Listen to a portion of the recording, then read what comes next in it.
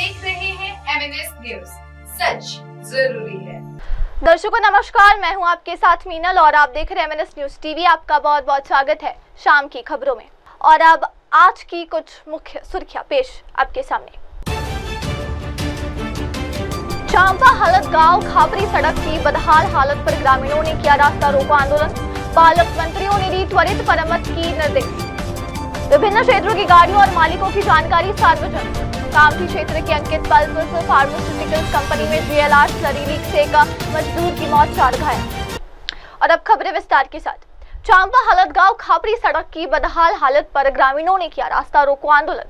पालक मंत्रियों ने दी त्वरित मरम्मत के निर्देश। उमरेड तालुका के चांपा हलत गांव परसोड़ी और खापरी गांव को जोड़ने वाली सड़क की दयनीय स्थिति के खिलाफ स्थानीय ग्रामीणों ने रास्ता रोको आंदोलन किया। रोजाना 700-800 ओवरलोडेड ट्रकों के कारण सड़क पर विषैली धूल उड़ती है और मानसून में गड्ढे बन जाते हैं, जिससे दुर्घटनाएं बढ़ रही है। सड़क की खराब हालत से बच्चों, बुजुर्गों और बीमारों को खासा नुकसान हो रहा है, जबकि बस सेवा बंद होने से ग्रामीणों की समस्या और बढ़ रही है।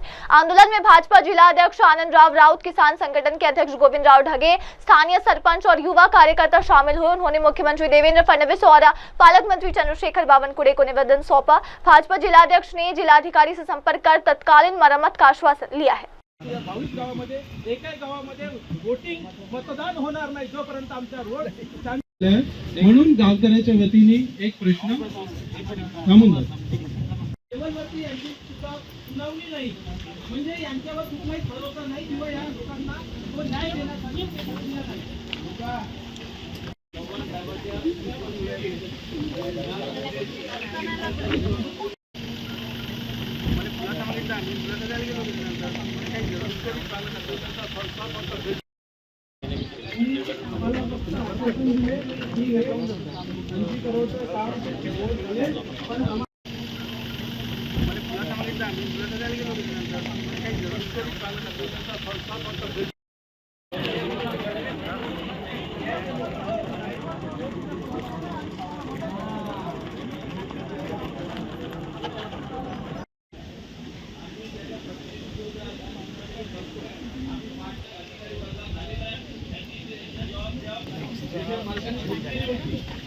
ठाकरे पाचगाव सामाजिक कार्यकर्ता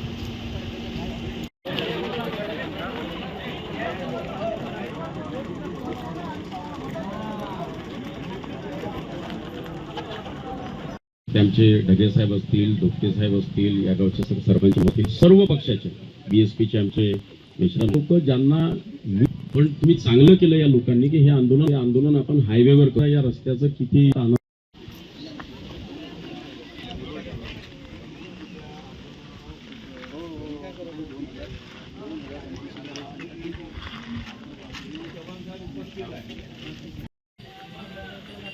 रोलिंग मी माजी उपसरपंच श्री सुनील निळकंठ पोहनकर हळदगाव एक शेतकरी, तसेच ह्या आंदोलनामध्ये जे सहकारी आमचे माननीय आतिजी पवार साहेब, तसेच गोविंदरावजी हाते, माननीय आमचे आजगावचे सरपंच फतिमी साहेब, आमच्या मक्काटोपरा क्षेत्रातले सामाजिक कार्यकर्ते श्री प्रीतम भाऊ आणि तसेच आमचे जयस्वाल साहेब आणि माझे सर्व सहकारी मित्र, सर्वांना एक आंदोलनाची दिशा आपण दिल्यानंतर एक इथे भव्य कसं आपण रस्ता जाम आंदोलन करण्यात आलं। या आंदोलनामध्ये आम्ही जे विषय मांडले आहे आणि ह्या विषयामध्ये असं झालं की हा रोड आम्हाला सिमेंट रोड अगदी हवा आहे।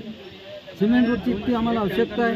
इथे फक्त पुण्याची तिथे ह्या रोडची कॅपॅसिटी असताना इथे 65 टन 60 टन इथनं ह्या गाड्या ओव्हरलोड जातात। नेहमी वारंवार यांचा पाठपुरा आमचे सरपंच साहेब अथवा आमचे चांप्याचे सरपंच साहेब आतिजी पवार असो यांनी वेळोवेळी निवेदनं देऊन सादर केलेले आहेत। आम्ही न्यूजपेपरला दिलं आहे, त्यांच्यानंतर आम्ही TV ला पण बातमी पण दिली आहे। मात्र एवढं असूनही प्रशासनाला जाग आलेली नाही। त्यामुळे ह्या आंदोलनामुळे आमच्या एका लढ्याला यश येईल आणि आम्हाला एक सिमेंट रोड मिळेल अशी आम्ही आशा ठेवतो। आणि माझ्या सर्व मीडिया तसेच पोलीस विभाग आणि माझ्या परिसरातून आलेले लोक यांनी दिलेला साथ यांना सर्वांना मी आपले आभार मानतो। तर आम्ही चांप्याला जातो, कारण आम्हाला चांप्या मार्ग आहे। चांपा ते उटी, पळसुडी, टिकाडी, दुधा, उमरा एवढे खापरीपर्यंत आम्हाला चांप्याला यावं लागते, कारण चांप्याशिवाय मार्ग नाही आम्हाला। तर महिला सुद्धा त्या ट्रकवर बसून येतात आम्हाला खूप विचार पडते. कारण आज कोणता ट्रकवाला कसा राहतो, कहा राहतो आपल्याला माहीत नाही राहत. कधी दारू पिऊन राहतो. कारण तरुण मुलीसुद्धा शिक्षणासाठी बाहेर जातात, त्या ट्रकमध्ये बसून येतात. म्हणून हे लोकांना दिसत नाही, ह्या शासनाला दिसत नाही. येऊन जातात पण आम्हाला काही समस्या दूर करत नाही. म्हणून आम्हाला मुलांना, तरुण मुलांना मुलं आहेत, आम्हाला उच्च शिक्षण घ्यायचं आहे, तर आम्ही कसे करू? आम्हाला नागपूरशिवाय मार्ग नाही.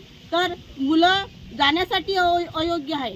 कारण आम्ही जाऊन कसे? आम्ही शिक्षणाचा, आम्हाला मुलं शिकले पाहिजे आम्हाला वाटते. कारण डॉक्टर बाबासाहेब आंबेडकरनं सुद्धा सांगितलं की शिक्षण हे वाघिणीचं दूध आहे. परंतु आज का तुम्ही समजू नाही शकत? आज कुठे गेले? आज आमदार कुठे गेले? खासदार कुठे गेले? मंत्री कुठे गेले? कारण तुम्हीच म्हणता की शिक्षण हे वाघिणीचं दूध आहे. मग कुठे गेले तुमचे डोळे कोणाकडे आहे? कारण आम्हाला मुलांना शिकवायचं आहे, तर कसं शिकवायचं सांगा तुम्ही आता. कारण आमच्या गावातली समस्या दूर झाली पाहिजे. हा दिवाळीपर्यंत आमचा रोड झालाच पाहिजे. हा रोड झालाच पाहिजे. हा रोड आमचा झालाच पाहिजे. जय हिंद, जय भारत. शेतकरी तिकाडी या गावचा शेतकरी आहे. पडेगा इंडिया तो बढेगा इंडिया हे फक्त वाक्य नसून या गावच्या विद्यार्थ्यांसाठी, या रस्त्याने जाणारे विद्यार्थी विद्यार्थिनी हे त्या चांप्यापर्यंत किंवा उमरेडपर्यंत आणि पुढे नागपूर शहरात सुद्धा जाऊ शकत नाही. रस्त्यावर इतके खड्डे पडलेले आहे. पावसाळ्यात तर पाणी इतकं साचलेलं असतं की कुठून जावं हा प्रश्न पडतो. त्यामुळे मुलं शाळेत देखील जात नाही. आधीच ग्रामीण भागातले मुलं शाळेत जाण्यासाठी थोडं कुरकुर करत असतात, परंतु ते शिकले पाहिजे. हा शासनाचा जर हे असेल तर या शासनाने कमीत कमी हा रस्ता जो आहे, हा चांपा, हळदगाव, परसोडी, टिकाडीपर्यंतचा रस्ता आणि त्याच्यापर्यंतचा रस्ता, सायकीपर्यंतचा रस्ता पूर्ण व्यवस्थित करावा आणि या रस्त्याची याला म्हणतील सिमेंटीकरण व्हावं, जेणेकरून संपूर्ण या परिसरातील जनतेला पुढील प्रवास करण्यासाठी सुकर होईल, एवढीच माझी विनंती. नमस्कार, मी आतिश पवार, माजी सरपंच गडी ग्रामपंचायत चांपा. आम्ही अनेक वर्षापासून सतत या रस्त्याबाबत पाठपुरावा करत आहोत. सदर हा रस्ता मुख्य रस्ता 353D नागपूर ते उमरेड आणि या मधोमध पडत असलेला चांपा हा टोल आणि चांप्यापासून गेलेला चांपा, हळदगाव, परसोडी, खापरी, सायकी अशा विविध 15 गावांना जोडणारा हा NBRचा रस्ता 53, NBR 35 या रस्त्याची अतिशय अनेक वर्षापासून दुरवस्था झालेली आहे. याच्याकडे प्रशासन आणि सरकारचं दुर्लक्ष आहे. आणि आताच काही दिवसामध्ये शाळेकरी विद्यार्थ्यांची शाळा सुरू होणार आहेत आणि विद्यार्थ्यांच्या पुढे एक गंभीर प्रश्न निर्माण होतो की पावसाळ्यात या रस्त्यापासून वाटचाल कशी सुरुवात करावी. तसेच या भागातील जे महिला आहेत त्या महिलांना अक्षरशः आपल्या जीवाचा धोका पत्करून या रस्त्यापासून प्रवास करावा लागतो. त्यासोबतच या रस्त्यामुळे आजूबाजूला असलेली पूर्ण शेती ही नापीक झालेली आहेत. सोबतच चांपा ते उमरेड हे अंतर 22 किलोमीटरचं असल्यामुळे आणि तिथून तर खापरीपर्यंतचं अंतर 10 किलोमीटरचं, 30 ते 35 किलोमीटरचा फेरा वाचवण्याकरिता अनेक लोक चांपा ते खापरी आणि हा बुट्टीबोरीला जोडणारा, महामार्गाला जोडणारा रस्ता असल्यामुळे या रस्त्याचा वापर करत असतात. इथे दर्जनभर क्रेशर प्लांट असल्यामुळे इथे असणाऱ्या अनेक क्रेशर मालक हे दिवसामध्ये 2 ते 3 लाखाचं टोल वाचवण्याकरिता 700 ते 800 ट्रक या रस्त्यांचा वापर करतात. त्यामुळे त्यांचं दिवसाचा टोल हा व्यावसायिक टोल तर वाचवतातच, पण त्यांच्या ओव्हरलोड ट्रक चालवण्यामुळे या रस्त्याची अतिशय दुरावस्था झालेली आहे. यामुळे आज इथे शांतताप्रिय आंदोलन करण्यात आलेले आहे आणि या आंदोलनामध्ये अनेक लोकांनी आश्वासने दिलेले आहेत. हा रस्ता या मार्गातून बनेल, हा रस्ता त्या मार्गातून बनेल, पण आमच्या सर्व जनतेच्या पुढे हा एक विषय निर्माण झालेला आहे की हा रस्ता बनेल तर बनेल, कोणत्या मार्गातून बनेल. आम्हाला मार्ग पाहिजे आणि तो मार्ग बनवण्याकरता शासनाने विविध टप्प्यातून बनवावा, कसा तरी बनवावा, पण ह्या जनतेची समस्या मुख्य समजून या रस्ता तयार करण्यात यावा. नमस्कार, मी ॲडव्होकेट सुमित जयस्वाल पाचगाव. सदर आज दिनांक 17 जून 2025 रोजी हळदगाव येथे चांप्यापासनं खापरीपर्यंत 40 टन क्षमतेचा पक्का सिमेंट रस्ता होण्याकरिता नागरिकांची प्रचंड मागणी होती. परंतु नागरिकांनी कित्येक वर्षांपासून ही मागणी करत त्यांना फक्त आश्वासने भेटली. हा मार्ग न होण्याचे खूप सारे दुष्परिणाम आहेत. त्याचा सामाजिक, आर्थिक आणि आपल्या सांस्कृतिक गोष्टींवर अतिशय आणि शेतीच्या विकासावर मुख्यत्वे दुष्परिणाम होत असून या गोष्टीकडे खूप दुर्लक्ष केल्या जात आहे, प्रशासनातर्फे पण आणि राजनीतिक पक्षांतर्फे पण. सामान्य जनता ही सहजपणे रस्त्यावर उतरत नाही, कोणाकडे एवढा वेळ पण नाही. आज जनतेचा हा रोष बघता याच्यावरून कळून येते की या रस्त्याची किती गरज आहे. तर प्रशासनाने आणि राजनीतिक पक्षांनी या गोष्टीकडे लक्ष द्यावं ही आम्हा सर्व 12 ते 15 गावकऱ्यांच्या वतीने मागणी केलेली आहे. आणि तात्पुरते काही आश्वासनं देण्यात आलेले आहेत, पण हे आश्वासने कधीपर्यंत पूर्ण होतात याची आम्हाला वाट राहील. धन्यवाद. और अब अगली खबर, विभिन्न क्षेत्रों की गाड़ियों और मालिकों की जानकारी सार्वजनिक हो गई है. जिले के विभिन्न क्षेत्रों से संबंधित वाहनों और उनके मालिकों की जानकारी सामने आई है. MH4GJ4980 नंबर की गाड़ी मालकिन मीरा गावंडे बताई गई है, जो प्रधानमंत्री आवास योजना के गेट नंबर 2 से संबंधित है. इसके अलावा टाटा एस चौधरी श्रवण कावरे की गाड़ी स्ट्रीकर MH34BJ 7765 उल्लेखनीय है. MH49B और 7877 नंबर की गाड़ी कैलाश वंदे की है, जो राठनार, खरबाला, शांतेश्वर नगर, वाथोड़ा से संबंध रखती है. एक अन्य वाहन MH49W5372 मिराज राठौड़ का बताया गया है, जो राठौड़ा वाथोड़ा अनमोल नगर क्षेत्र से जुड़ा हुआ है. नहीं वो नहीं खोलेगा, वापस कर दो.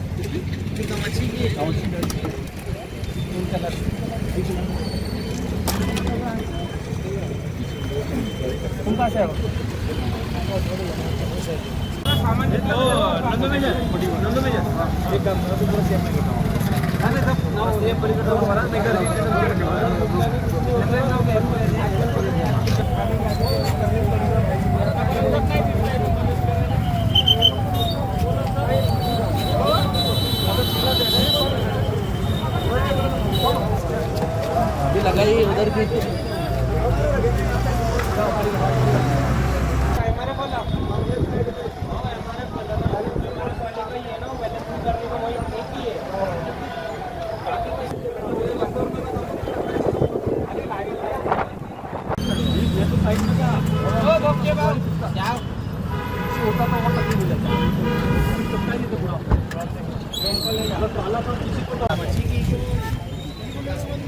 नहीं वो नहीं खोलेगा, वापस कर दो.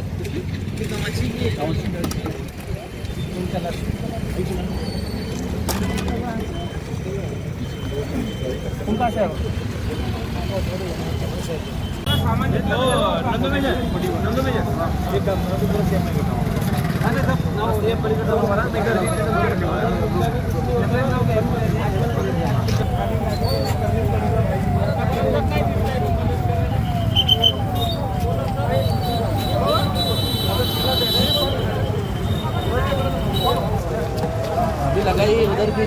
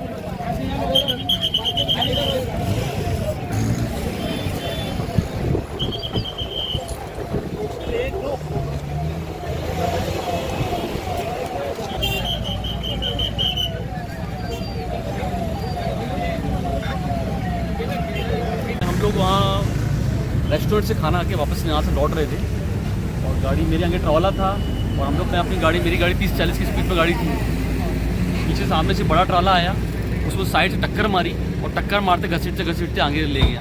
पीछे से एक और ट्राला आया, उसको 4-5 गाड़ियों को टक्कर मारते खींच के ले गया। मेरी गाड़ी राइट से फंस गई, लेफ्ट से फंस गई, दोनों गाड़ी से फंस गई और मैं निकल भी नहीं पा रहा था, आगे नहीं पा रहा था। मेरे पीछे 3-4 गाड़ियाँ और थी, बहुत बुरी तरह डैमेज हुई। उनमें से 1-2 लोग को मेडिकल में, हॉस्पिटल में लेके भी गए। शुक्र था कि मेरी गाड़ी राइट फंस गई तो निकल नहीं पा रही थी, तो हम लोग जोर से टक्कर मार के वहाँ से निकले। भगवान शुक्र है बच गए हम लोग। गाडी इथे सगळ्या गाड्या सिग्नलवर लागलेल्या होत्या, सिग्नल बंद होतं, सगळ्या गाड्या सिग्नलवर उभ्या होत्या।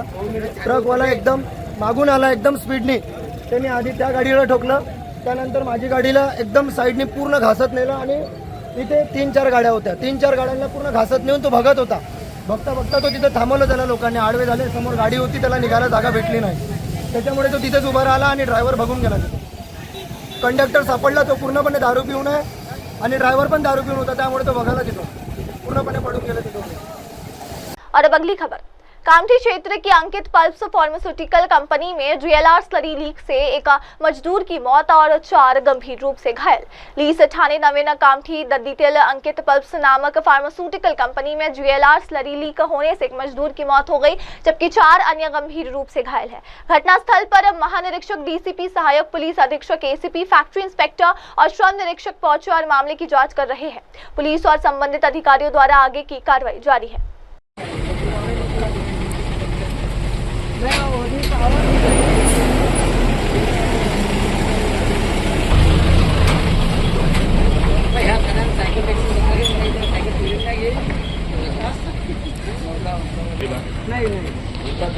तुम्हारी कोई इच्छा, अब तुम्हारा मौलिया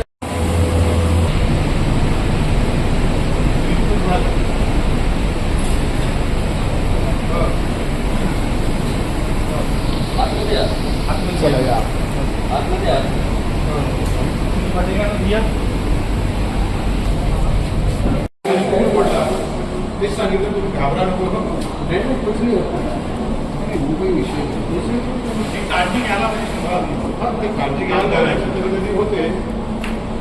चला तुम्ही चालताय ना? हो चला ना।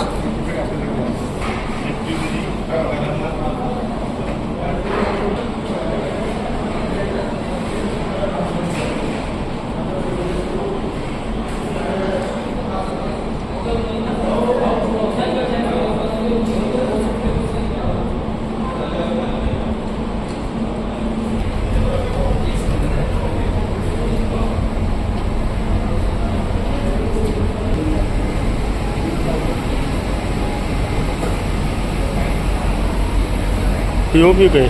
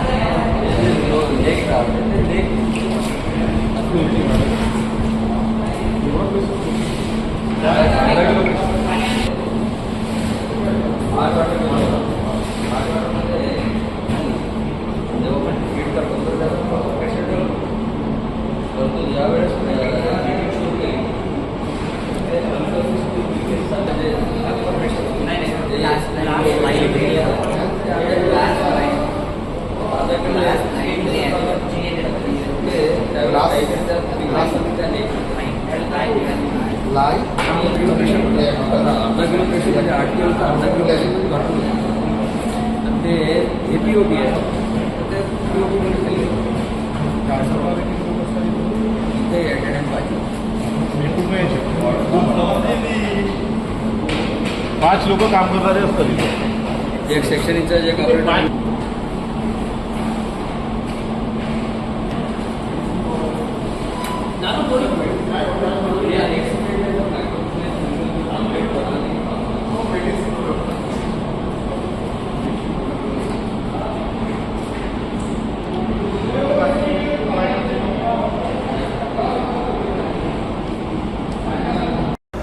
किस कंपनी से हो और क्या हादसा था ये बताओ। जी, मेरा नाम हीरालाल देवासे है। मैं यहाँ प्लांट इंचार्ज हूँ। मैं Ankit pulps and boards private limited Kamthi road Nagpur में काम कर रहा हूँ। आज सुबह प्रोसेस में जिस ग्लास लाइन रिएक्टर में हादसा हुआ है उसमें मटेरियल रिएक्शन शुरू किया तो हल्का सा उसमें स्टीम का लीकेज दिखा तो जो प्रोसेस में हीटिंग करते हैं वो हीटिंग हमने स्टॉप कर दिया और जो स्टीम प्रोवाइड की जाती है उसको स्टीम को रिलीज़ कर दिया जैकेट से। परंतु हीटिंग किया तो रिएक्टर में कुछ प्रेशर डेवलप हुआ था। प्रेशर डेवलप होने की वजह से वो लीकेज थोड़ा सा बढ़ा तो इमीडिएटली बंद करके वो वेंट वाल खोल के उसका स्टीम रिलीज़ करते गए। पहले प्रेशर गया था 1 किलो तक और वेंट का वाल खोला तो आधा किलो तक स्टीम प्रेशर आ गया। जिस समय आधा किलो प्रेशर आया उस समय 10:18 हुए थे और उसी समय GLR का डमी होल का जो नेक रहता है वहाँ से नेक से ही फ्लांज उखड़ गया और वो उखड़ के साइड में गिर गया। अब अंदर जो मटेरियल था, इस घटना में अभी 7 लोग इंजर्ड हुए थे जिसमें से एक की मृत्यु हुई है। उसका नाम है सुधीर कालमंडे और एक थोड़ा सीरियस है और बाकी के 5 लोग जो है वो नॉर्मल है, मतलब वो कंट्रोल में है। उनको सुबह सिटी हॉस्पिटल में भर्ती किया गया था। मृतक सर उसका डिटेल में थोड़ा सा आपको देख के बता देता हूँ। और अब अगली खबर। नागपुर एयरपोर्ट पर कोच्चि से दिल्ली जा रही फ्लाइट की इमरजेंसी लैंडिंग, बम की धमकी से मचा हड़कंप। कोच्चि से दिल्ली जा रही एक फ्लाइट में बम होने की धमकी मिलने के बाद नागपुर एयरपोर्ट पर आपातकालीन लैंडिंग करवाई गई। जानकारी मिलते एयरपोर्ट प्रशासन और सुरक्षा एजेंसियों में हड़कंप मच गया। एयरपोर्ट पर फ्लाइट के सुरक्षित उतरते ही बॉम्ब स्क्वाड और डॉग स्क्वाड मौके पर पहुंच गए। विमान को तुरंत खाली करवाकर यात्रियों को सुरक्षित बाहर निकाला गया है और फ्लाइट की गहन तलाशी ली जा रही है। फिलहाल कोई संदिग्ध वस्तु मिलने की पुष्टि नहीं हुई है, लेकिन सुरक्षा एजेंसियों द्वारा पूरे विमान और उसके सामान की जांच जारी है। नागपुर पुलिस और अन्य सुरक्षा अधिकारी भी मौके पर मौजूद है।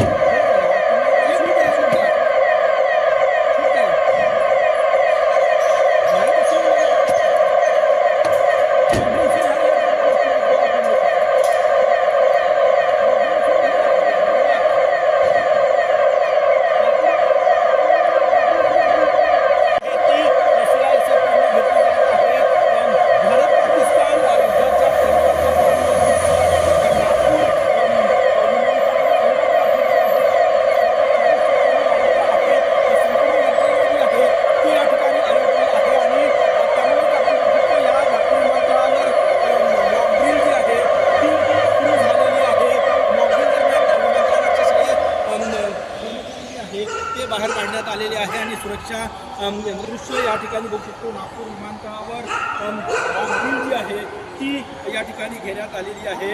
जवळपास 40% हवाई वाहतूक नागपूर विमानतळावर वाढलेली आहे आणि त्या पाकिस्तान दरम्यान जो तणाव आहे, उद्योजन्य परिस्थिती आहे, त्या पार्श्वभूमीवर नागपूर विमानतळावर बॉम्बिंग घेण्यात आलेली आहे आणि सुरक्षाही अलर्ट ठेवण्यात आलेली आहे.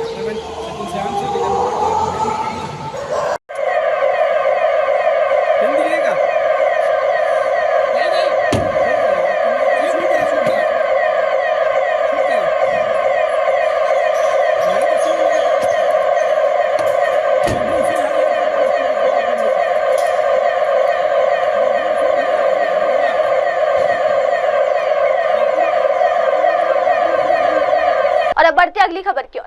हैदराबाद में ये उभरता नहीं गिरता हुआ तेलंगाना है। बीजेपी नेता एनवी सुभाष और मुख्यमंत्री रेवंत रेड्डी पर हमला। तेलंगाना के मुख्यमंत्री रेवंत रेड्डी पर तीखा हमला बोलते हुए बीजेपी नेता एनवी सुभाष ने कहा कि रेवंत रेड्डी अपनी जिम्मेदारियों से भाग रहे हैं और राज्य की जनता से किए गए वादे पूरे करने में नाकाम साबित हो रहे हैं। एनवी सुभाष ने कहा, तेलंगाना बीजेपी मुख्यमंत्री रेवंत रेड्डी पर आरोप लगाती है कि वे हर बार बहाने बनाते हैं और पिछली सरकार को दोष देते हैं कि उसने राज्य को आर्थिक संकट में डुबो दिया। जब बीजेपी ने रेवंत रेड्डी ने पूछा कि वे भारी कर्ज में डूबे राज्यों में वादे पूरे करने के लिए धन कैसे जुटाएंगे, तो उन्होंने जवाब दिया कि उनकी टीम में विशेषज्ञ है जो न सिर्फ राज्य के लिए संपत्ति बनाएंगे बल्कि सभी वादे भी पूरे करेंगे।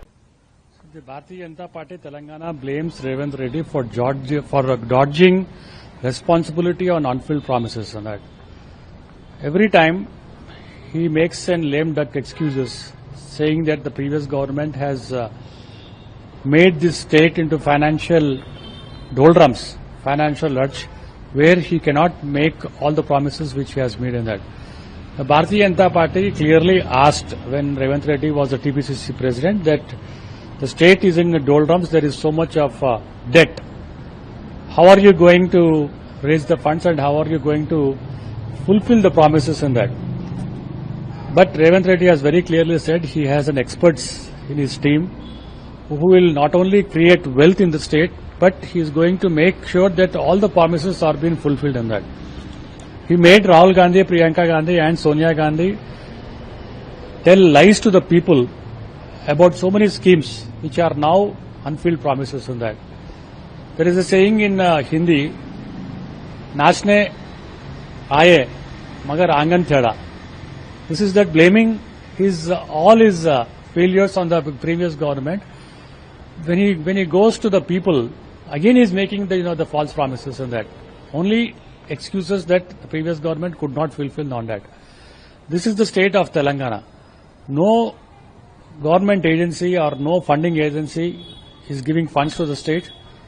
The Telangana brand image has been now in a last stage where people in the whole country or whole financial institutions are not even allowing Revanth Reddy's government to come near to give the funds because there are so much of debt in that. Not only that, in the further promises also, there is no wealth in this. There is no wealth creation in that. The Bharatiya Janata Party clearly demands Revanth Reddy's government to go to the people, including your MLAs and MPs who have been elected on your Congress ticket, apologize to the people that we could not fulfill the promises, or step aside as the Chief Minister and give a chance to other person in your own the Congress party, or seek a fresh mandate. But don't make the false promises because people have been really cheated. They feel that they cheated that because of your promises, because of your the great promises. Not only you, your cabinet colleagues and other people from center, the top Congress people also has made believe the people of Telangana that Congress government will fulfill all the promises and it will be the Bangar Telangana.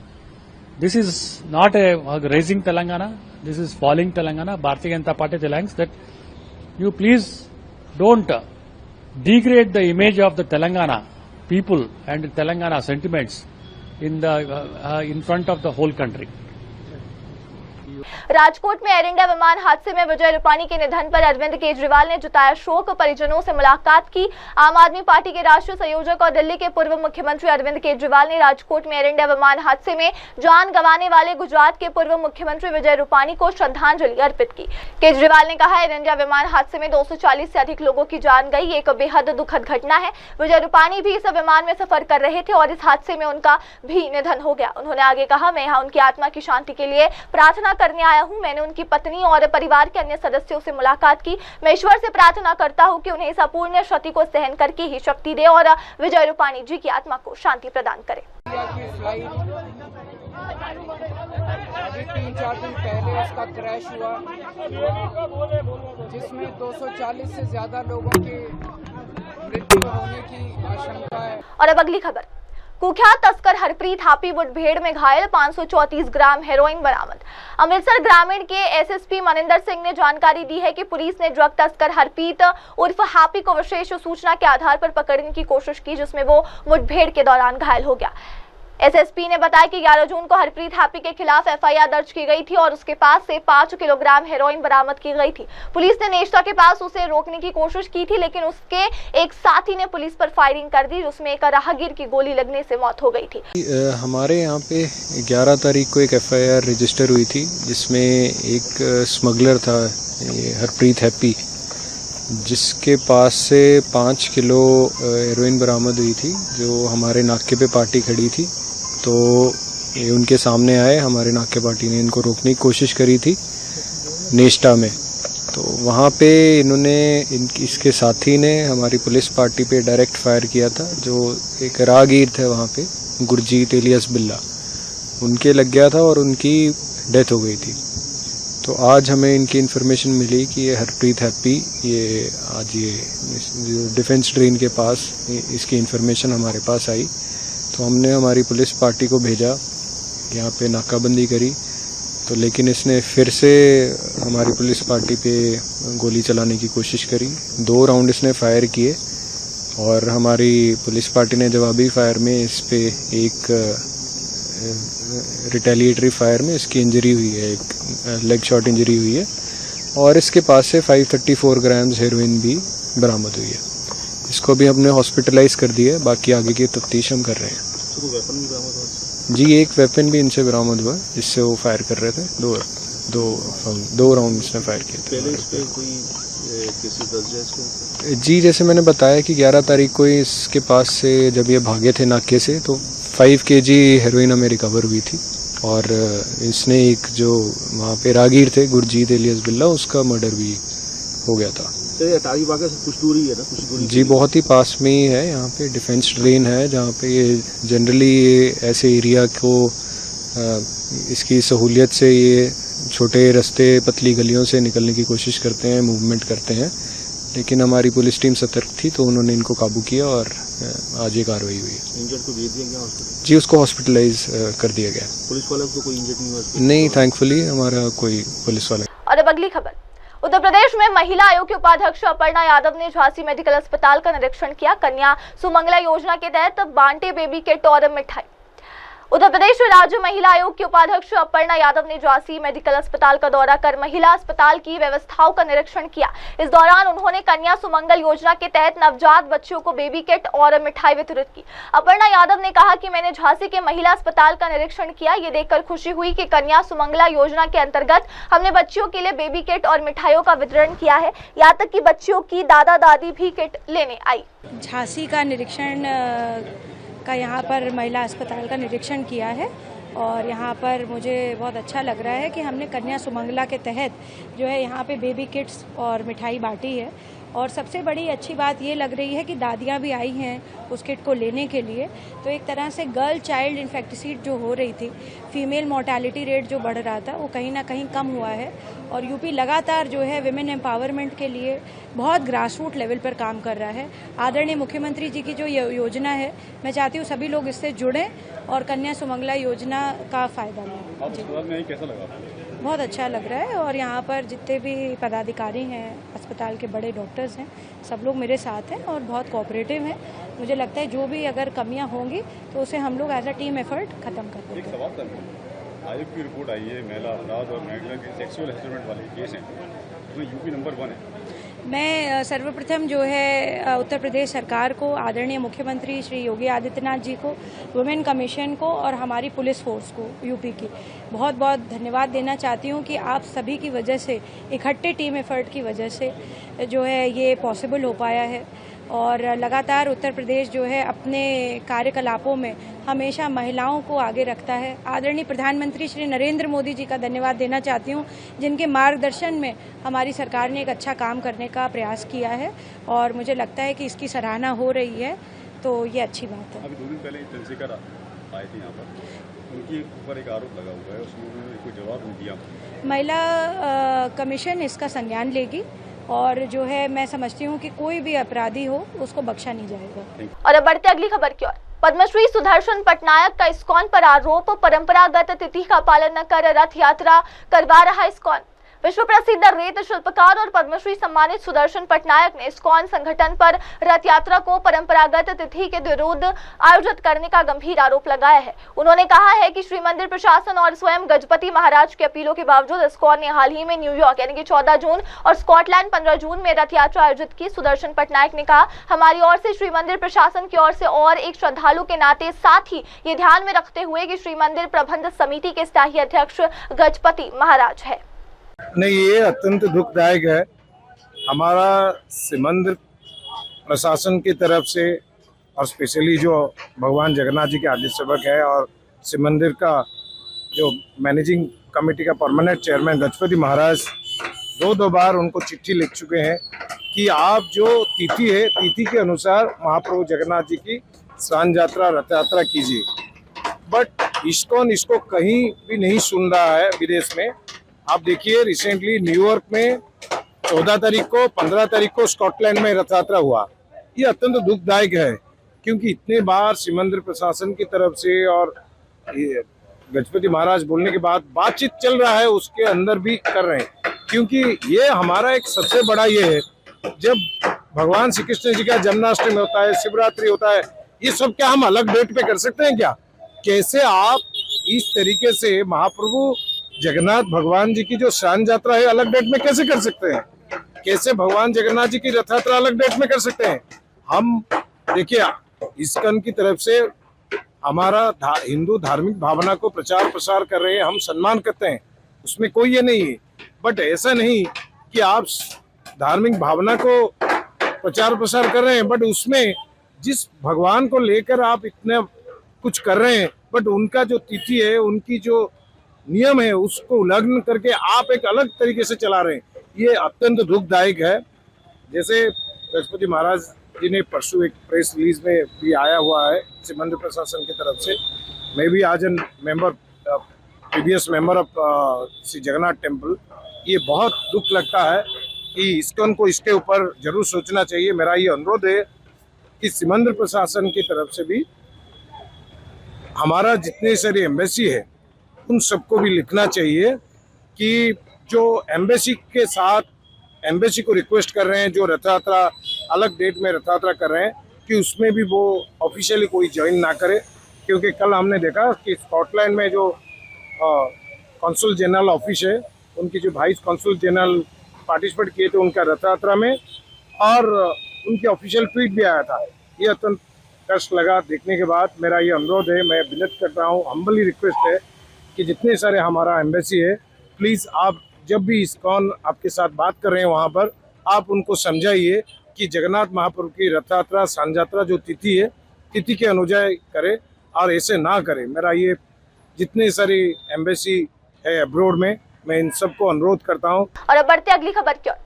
जल संरक्षण मुहिम में 88,000 कार्यक्रमों के जरिए 15,330 पारंपरिक जल स्रोत पुनर्जीवित। गजेंद्र सिंह शेखावत, केंद्रीय मंत्री गजेंद्र सिंह शेखावत ने बताया कि 15 जून तक देश भर में जल संरक्षण को लेकर लगभग 88,000 कार्यक्रम आयोजित किए गए, जिनमें लाखों लोगों ने भाग लिया। इन प्रयासों से 15,330 पारंपरिक जल स्रोतों को पुनर्जीवित किया गया है। उन्होंने कहा कि जलाशयों की सफाई, कैचमेंट एरिया का उपचार और अवरोध हटाने जैसे कार्यों के जरिए ये पुनर्जीवन संभव हुआ। ये पहल जल शक्ति अभियान के अंतर्गत की जा रही है। 15 जून के बीच में लगभग 88,000 ऐसे कार्यक्रम आयोजित हुए, जिनमें लाखों लोगों ने सहभागिता दर्ज की है। और इन कार्यक्रमों के माध्यम से लगभग 15,330 ऐसे ट्रेडिशनल वाटर बॉडीज को रिजुविनेट करने के लिए, उनकी स्वच्छता, उनके कैचमेंट एरिया को ट्रीट करने, उनके कैचमेंट एरिया के अंदर अवरोधों को समाप्त करने के लिए काम हुआ है। इसके साथ साथ में लगभग 10,000 सरकारी कार्यालयों में प्रदेश भर में ऐसे कार्यालयों की छत पर गिरने वाले पानी को वर्षा के जल के संचय करने, गौशालाएं, पशु चिकित्सालय, उन सब के का सुदृढ़ीकरण, क्योंकि एक कंप्लीट इकोसिस्टम है। इसके रिवाइवल के लिए जो काम हुआ है, प्रदेश भर में अनेक जन चेतना के जागरण के कार्यक्रम, रात्रि चौपाल के कार्यक्रम, प्रभात फेरियों के कार्यक्रम आयोजित हो रहे हैं। और इस सब में जिस तरह हमारी सांस्कृतिक चेतना प्रारंभ से रही है, महिलाओं का इसमें पुरुषों से ज्यादा योगदान और भागीदारी दो चीजों का संकेत देती है।